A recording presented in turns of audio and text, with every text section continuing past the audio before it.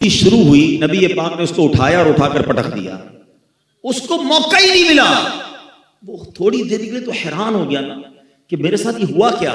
रकाना का दावा यह था कि मेरी पीठ कोई जमीन पे नहीं लगा सकता, मगर नबी पाक ने उसको पहली बारी में उठा के जमीन पे पटक दिया।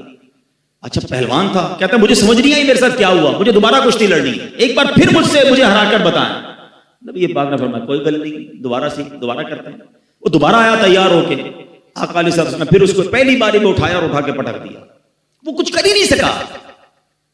फिर और गुस्सा और जोश, कहता है मुझे तीसरी बार मुकाबला करना है। नबी पाक ने फरमाया आ जाओ, फिर शौक पूरा करना। वो खुलासा अर्ज कर रहा हूं।